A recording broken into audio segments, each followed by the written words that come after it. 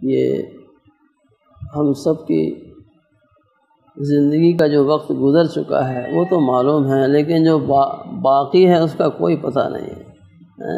اب اس وقت کو ہم قیمتی بنا لیں، پتہ کچھ بھی نہیں ہے کہ کتنا بچا ہے۔ جو گزر گئی وہ تو گزر گئی۔ سوچیں کہ جو وقت گزر گیا، جو بھی عمر کا حصہ، کیا یہ اتنا میں نے کارآمد کر لیا کہ میں بے دھڑک اور اطمینان سے حساب دے سکوں، یا یہ ہوگا کہ ارے میں نے وہاں کوتاہی کی، میں نے یہ کوتاہی کی، مجھے یہ کرنا تھا، وہ کرنا تھا۔ جب ایسا خیال ہو تو اب جو کچھ ہو گیا لیکن اب نہ ہو، یہ ہونا چاہیے۔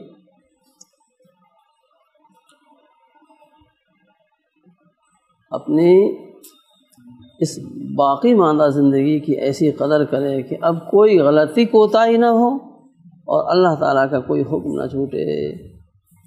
معاملات بندوں سے، مولا سے، سب سے ایسے ہوں کہ ہمیں آئندہ توبہ معذرت کرنا نہ پڑے، ایسا سلوک کرے۔ چونکہ شیطان اور نفس ہمارے دشمن ہیں، وہ تو یہی چاہتے ہیں کہ یہ غلط راستے پہ پڑ جائے، اس لیے وہ ہر نیکی کے موقع پر چاہتے ہیں کہ یہاں سے بھی ان کو بہکا دیا جائے، یہاں سے بھی بہکا دیا جائے، اور وہ چاہتے بہکاتے بھی ہیں۔ آدمی کبھی بہک جاتا ہے۔ حضرت امیر معاویہ رضی اللہ تعالیٰ عنہ کا واقعہ سنا ہوگا کہ ایک مرتبہ آپ کی تہجد قضا ہو گئی، بہت رنج کیا، روئے، دل میں اتنا افسوس کیا کہ اللہ تعالیٰ کو وہ افسوس تہجد سے زیادہ قیمتی ہو گیا۔ اللہ تعالیٰ نے اس افسوس کی رنج کی بڑی قدر کی۔ شیطان کو بھی یہ بات معلوم ہوئی کہ یہ اسی رنج میں رہے آج اندر، تو اگلے دن خود شیطان نے اٹھایا، اٹھ جائیے تہجد کا وقت ہو گیا۔ آپ نے دیکھا تو شیطان تھا، بھائی تم ہو، تمہارا یہ کام، آپ کی تہجد قضا ہو جاتی، مگر تمہارا تو یہ کام نہیں کہ حضرت میں نے بھی تو برسہ برس عبادت کی ہے، تو پرانا پیشہ یاد آتا ہے۔ نہیں، یہ بات نہیں ہے، صحیح بات بتاؤ۔ تو کہا آپ کی جو کل تہجد میں نے ہی قضا کرائی تھی، میں نے ہی غفلت ڈال دی تھی، آپ نہیں اٹھ پائے تھے، مگر آپ نے دن میں اتنا رنج کیا کہ 200 رکعت تہجد سے جو قرب حاصل ہوتا وہ اس رنج اور غم سے حاصل ہو۔ تو میں نے کہا یہ تہجدی غنیمت، ورنہ تو یہ تو بہت زیادہ نیکی کما لیں گے، اللہ کا قرب حاصل کر لیں گے۔ اس نے قسم لَأَقْعُدَنَّ عَلَىٰ صِرَاطِكَ الْمُسْتَقِيمِ، میں سیدھے راستے پر بیٹھوں گا، سیدھے ہی راستے میں، مگر اس کا رخ ہوتا ہے ادھر ادھر بھٹکانے کا، راستے سے ادھر ادھر کرنے کا۔ تو نفس بھی، شیطان بھی، یہ تو ہم کو اس راہ حق سے ہٹانا چاہیں گے، مگر ہم ہمت سے اتباع دین کامل، اتباع شریعت کریں تو انشاءاللہ شیطان کا زیادہ داؤ نہیں چلتا۔ اس کا کام وسوسے کا ہے، وسوسہ ڈالے گا، ہم اس تقاضے پہ عمل نہ کریں، وسوسے کو وسوسے کی حد تک رکھیں۔ چونکہ بڑا دشمن ہے شیطان، اور بڑے کا ہتھیار بھی بڑا ہی ہوتا ہے، بڑے دشمن کا ہتھیار، تو یہ اس کا ہتھیار ہے وسوسہ۔ وسوسے تک کوئی پکڑ نہیں ہوتی، لیکن وسوسے کے بعد آگے جو خیال ہو جاتا ہے انسان کا، اور خیال سے پھر وہ ارادے سے پکا عزم، اور پھر عمل، وہ زینہ بزینہ، سیڑھی بسیڑھی، تو وہاں سے خود اس کا یہ دخل ہوتا ہے۔ شیطان کا کام بس تھا بس، اس کے بعد میں پھر انسان خود ہی کرتا کراتا ہے۔ وسوسہ آئے اس تقاضے پہ عمل مت کرو. کتنے ہی غلط وسوسے آئیں گناہوں کے، شہوت کے، غضب کے، ان پر عمل مت کرو. کوئی نامحرم گزر رہی، ہم بھی سڑک پر گزر رہے، محسوس ہوا کوئی، ہم اب وہ وسوسہ تو آئے گا لیکن اس پر عمل نہ کریں. زور بھی پڑے گا روکنے میں، اس وسوسے کے خلاف کرنے میں، نگاہ کو پھیرنے میں زور پڑے گا، مگر وہ ایسا زور نہیں پڑے گا کہ جو ہماری قابو سے باہر ہو. ہم چاہ رہے ہیں لیکن اپنے آپ کو ادھر سے نہیں ہٹا پا رہے، اتنا زور نہیں پڑے. عادت کی وجہ سے چاہے کچھ کمزوری محسوس ہو، مگر ایسی کمزوری نہیں ہوتی کہ ہم موڑ ہی نہ سکیں اس کو، اپنے آپ کو ادھر سے ہٹا نہ سکیں.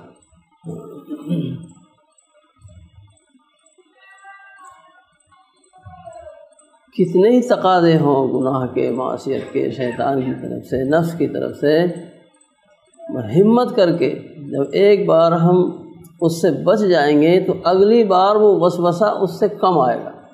اور چونکہ ہم بچ چکے ہیں تو اب جو ہے ہمارا حوصلہ بڑھ جائے گا، اور وسوسہ ڈالنے والے کا وہ حوصلہ اس کا پست ہوگا. اور عمل کریں گے تو ہماری اپنی کمزوری کو ہم ثابت کر دیں گے اور اس کا حوصلہ بڑھ جائے گا. جیسے کوئی کسی کو پچھاڑ دیتا ہے تو حوصلہ بڑھ جاتا ہے کہ میں نے پچھاڑ دیا تھا ایک بار، اب دوبارہ آسان ہے اس کو پچھاڑنا. ایسے ہی نفس و شیطان سے مقابلہ کر کے اور ان کے تقاضوں سے اپنے آپ کو بچا لے. میں نہیں کروں گا یہ کام، ہمت کرے. خدا نخواستہ پھر بھی کمزور پڑ گیا تو اگر غلطی ہو ہی گئی تو توبہ کر لیں. مایوس نہ ہو، اب پہلے تو میں ہمت نہیں کر پایا تھا، گناہ ہو گیا تھا، تو اب دوبارہ کیسے بچاؤں؟ نہیں، بچ جائے گا. اللہ تعالیٰ نے جب حکم دیا ہے وَذَرُوا ظَاهِرَ الْإِثْمِ وَبَاطِنَهُ، ظاہری گناہ چھوڑو، باطنی گناہ چھوڑو. تو یہ نہیں کہا کہ جو نیا آدمی ہے وہ چھوڑ دے، جو پرانا مبتلا ہے وہ نہیں چھوڑ پائے گا. سب چھوڑ سکتے ہیں، بوڑھا شخص بھی، عمر رسیدہ بھی اگر خدا نخواستہ گناہ کا عادی ہے وہ بھی چھوڑ سکتے. خواجہ صاحب فرماتے ہیں نہ چت کر سکے نفس کے پہلواں کو، تو یوں ہاتھ پاؤں بھی ڈھیلے نہ ڈالے. ارے اس سے کشتی تو ہے عمر بھر کی، کبھی وہ دبا لے کبھی تو دبا لے. کبھی ہمت نہ ہارے، ان سے مقابلہ رہے اور اپنے اعمال کی نگرانی رہے اور ہمت سے عمل کرے. اور ہمت فرائض واجبات میں تو بہت ضروری ہے، ادھر گناہ چھوڑنے میں بہت ضروری ہے. باقی فضائل وغیرہ میں، نوافل میں، نیکیوں میں، ان میں ہو جائے تو فبیہا، نہیں تو کوئی بات نہیں.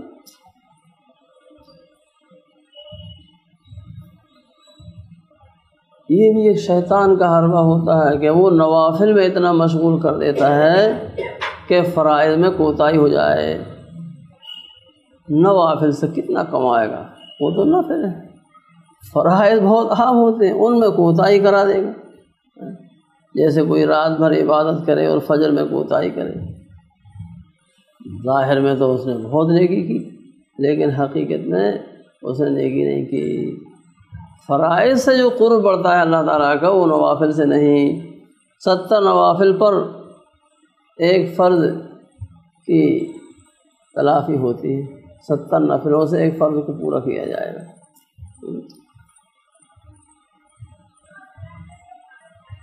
ہر چیز کی حیثیت کو سمجھ کر اس کے مطابق عمل ہونا چاہیے.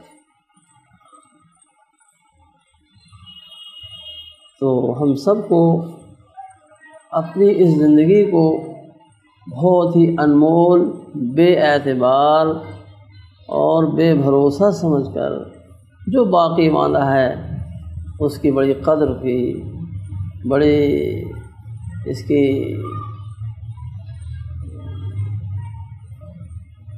اس کو قیمتی بنانے کی ضرورت ہے.